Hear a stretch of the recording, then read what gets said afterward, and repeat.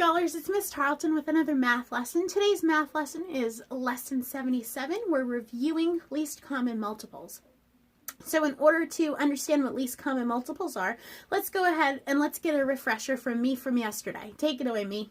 A multiple of a number is the product of the number multiplied by another whole number. So 9 times 9 equals 81. 81 is a multiple of 9. All right. Common multiples are common multiples are numbers that are shared by one or more numbers. By two or more numbers. So if we were going through our, listing our multiples of 9 and let's say 6. So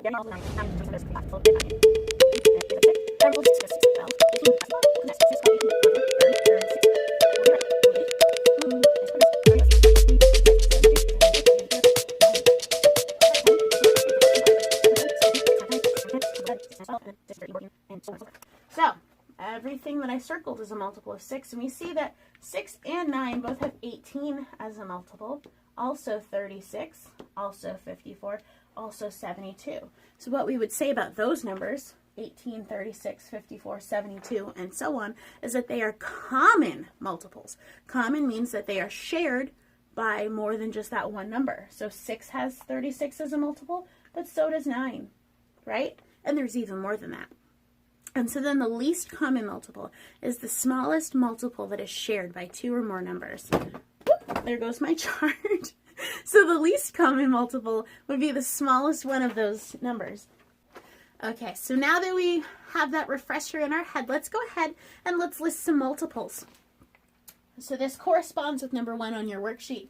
1A, we have 3 and we have 4. Let's go ahead and let's get the first few multiples of 3 and 4. Remembering that multiples are found in the multiplication table.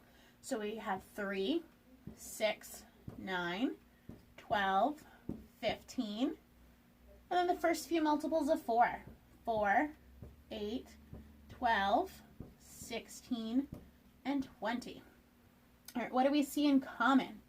Oh, I see 12 on both lists. So 12 is the common multiple, one of them. And it's the first one we see. It's the smallest number, so it's going to go right in the box for the least common multiple. Okay? All right, how about 5 and 10? Here we go. The first 3 multiples of 5 are 5, 10, and 15. The first 3 multiples of 10 are 10, 20, and 30. Do we see a number on both those lists? That's right, 10. So 10 is a common multiple of 5 and 10, and it's the first one we see in the list of common multiples of 5 and 10, so it's the least common multiple, so we'll put 10 in the box there. All right, 1C, 6 and 9. 6 and 9. All right, so the first few multiples of 6 are 6, 12, 18, 24, and 30. Let's make sure that looks like a 30. And then the first few multiples of 9, 9, 18, 27, 36, 45. All right, so we definitely see 18 on their list. All right, and if we had gone one more out with 6, 36 would have been on the list as well. But we weren't asked to go one more out. So 18 is a multiple of 6 and 9, and in fact it's the first one we see in that list, so it is the least common multiple. So let's put 18 in the box. And 1D, 8 and 12. Let's list our multiples of 8. The first 3 of them, 8, 16, 24. And the first 3 multiples of 12, 12, 24, 36. And we see a 24 on both of those lists. So I'm going to go ahead and circle it. And because it's the first multiple we see, it is the least common multiple. And so we put 24 in the box. That was number 1. That was our review of least common multiples. And then number 2 asks us to list in order the multiples of 7. So let's go ahead and let's list that right now. 7, 14, 21, 28, 35, 42, 49, 56, 63, 70, 77. And we could keep going because we know how to count by our sevens. All right, let's see. Let's do numbers 3 and 4. Give me a second to get the board set up and I'll be right back with you. Okay, so for number 3, we're told to change the improper fractions, changing them to either a mixed number or a whole number. And so we want to remember with fractions that our fraction bar is a division bar. So I'm going to do some work underneath each of these. 13 divided by 7. 7 goes into 13 one time evenly with a remainder of 6 over 7. Right, because we write our remainder as a fraction where the 6 is the numerator and the 7 for my divisor is the denominator. So 13 over 7 equals 1 6/7. Okay, the next one, 12 divided by 6. 12 divided by 6, 12 divided by 6. 6 goes into 12 two times with no remainders. So 12 divided by 6 is the whole number 2. 9 fourths. So treat that as a division, 9 over 4. 4 goes into 9 two times without going over. And then my remainder is 1 over 4. So 9 fourths is 2 and 1/4. 2 more. All right, 25 over 5. So again, treating that as a division problem. 5 goes into 25 evenly 5 times with no remainders. So 25 over 5 equals 5. One more, 80 over 9. So 80 divided by 9. Well, I know my 9's tables, and 9 times 9 is 81, but that's too big. So we're going to go with 9 times 8. So 8 times 9 is not 81, but it's 72 with a remainder, okay? Because we subtracted 80 minus 72, we get 8. So my remainder is 8 over 9. So 80 over 9 is whole number 8 and 8/9. All right, hopefully that doesn't look too clustered on the screen. Yeah, that doesn't look bad. So when we're changing improper fractions, we want to remember to treat that fraction bar as division and go ahead and divide. Now, some of these you could have done in your head, but I went ahead and did them out with you for those that needed to see it out loud or to see it in front of them. All right, number 4, story problems. We have 3 of them. 4A. Charles Finney is thought by many to be the greatest evangelist since the apostles. Of the people under his preaching who confessed salvation, 85 out of 100 remain true to God. Reduce 85 over 100 to lowest terms. Okay, so 85 over 100. So this is really helpful when you know your divisibility rules. Divisibility is a really big word, which means what you can divide it by. So 85 over 100, 85 ends in a 5, 100 ends in a 0. Well, we know 85 is an odd number, and 100 is an even number. So we have to know our divisibility for 5s and 0s. Anything that ends in 5 or 0 is automatically divisible by 5. So let's see if we can divide the numerator and the denominator by 5. All right, so we need to figure out what is 85 divided by 5. So we can do that a couple of different ways. I think what I'm going to do is I'm going to set it up off to the side of my workspace and just calculate it by doing the simple division problem. So 85 divided by 5.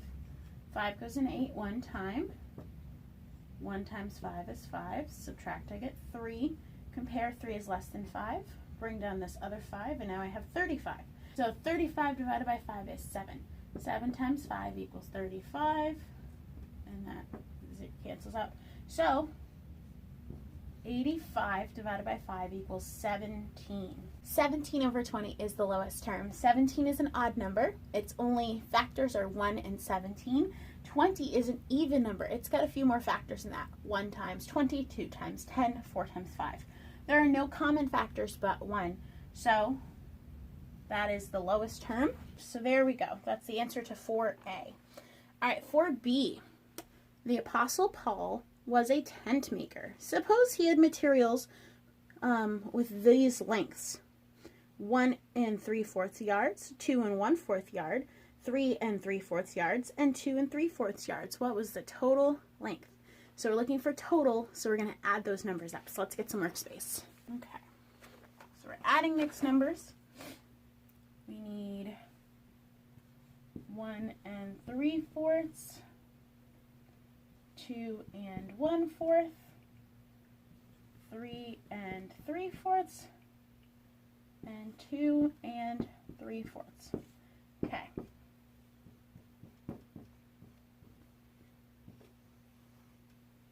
All right, so we're going to start with the fractional parts.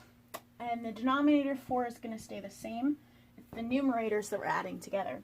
So 3 plus 1 equals 4, plus 3 equals 7, plus 3 equals 10. 10/4. And then let's add the whole numbers. 1 plus 2 equals 3, plus 3 equals 6, plus 2 equals 8. Okay, so I have 8 10/4. Can I leave that as an improper? Nope. So what we're going to do is we're going to go ahead and we're going to figure out what 10/4 is. So I'm going to bring my whole number 8 over. I know I'm going to have to do some adding. 10/4. Let's work that down here. 4 goes into 10 2 times evenly. 2 times 4 equals 8. Subtract remainder of 2/4. So 8 plus 2 2/4 will give me my answer. Ooh, lots of adding. So 8 plus 2, my whole number is 10. And I can see right away that 2/4 can be reduced. What can I reduce it to? 1/2. Awesome. So our final answer is going to be 10 1/2 yards. Okay? 10 1/2 yards total length. That was 4B. And let's take a look at 4C. Okay, so 4C says, Michael Faraday, an English scientist, believed that studying science teaches us more about God. Faraday conducted scientific studies for 54 years at the Royal Institution in London. Circle the numbers that 54 is a multiple of. So there's a couple ways you can look at that question. You can ask yourself, what are the factors of 54? Or you can try to figure out what times tables you find 54 on. Let's go ahead and let's write out the factors of 54. And then on your worksheet, you're going to circle the ones that you see on my list. Okay, so 54. I know I have 1 times 54. It ends in 4, so it's an even number. So 2 times, do you know? 2 times 27. Now let's see if 54 is divisible by 3. So we need to know our divisibility rules, and we want to add these 2 digits up. And if we get a multiple of 3, it is divisible by 3. So 5 plus 4 is 9, which means that 9 is a multiple of 3. So 54 is divisible by 3. Let's go ahead and set that up off to the side really quick. 3 goes into 5 one time. Ooh, okay. 3 goes into 24 8 times. So 3 times 18. Let's see if it's divisible by 4. Well, it is divisible by 2, but that's not going to be, 27 can't be broken up in half evenly. So it's not divisible by 4. Is it divisible by 5? Does it end in 5? Nope. What about 6? Well, it's got 2 and 3 as factors, so it might be divisible by 6. Let's set that up off to the side and see. So 6 does not go into 5. So 9 times 6 equals 54. Good. Okay, so 6 times 9. Let's see. 54 is not on the 7s times tables. It's not on the 8 times tables. And then we get to 9 again. So my factors of 54 are 1 times 54, 2 times 27, 3 times 18, and 6 times 9. So on your list, they give you 2. They give you 3. They give you 6. And they give you 9. Good job, scholars. So that was number 4, the story problems. Let's go ahead and let's work together on number 7. Let me set up my board really quickly. Okay, so for number 7, we're told to write each remainder as a fraction and reduce the fraction if necessary. So for this first one, we have 1/9 of 30. All right, so let's treat this like a division problem. We're going to divide 30 by 9. Let's set that up down here. 9 goes into 33. 3 times. 9 times 3 equals 27, with a remainder of 3 over 9. Now, can we reduce 3 over 9? Yes, we can. They both have 3 as a common factor. So we're going to keep the whole number the same, and we're reducing 3 over 9. So up here in this workspace, or in the answer space, 1/9 of 30 equals 3 1/3. Next, 1/6 of 43. So we're going to divide 43 by 6. We know that 6 goes into 43 7 times. 7 times 6 is 42. We get 1 as a remainder. As a fraction, though, 1/6. Can I reduce 1/6? Nope. Good job. So 7 1/6.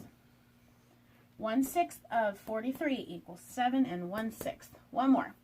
1/8 of 54. We're going to divide 54 by 8. Okay?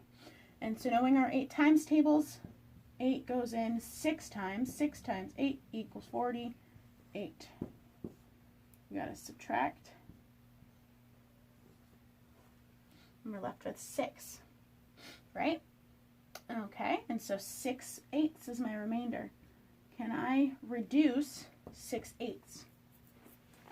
Well, they're both even numbers, so they're both divisible by 2. So if I divide 6 by 2, I get 3 in the numerator.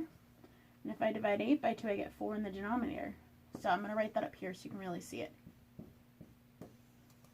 So 1/8 of 54 equals 6 3/4. All right.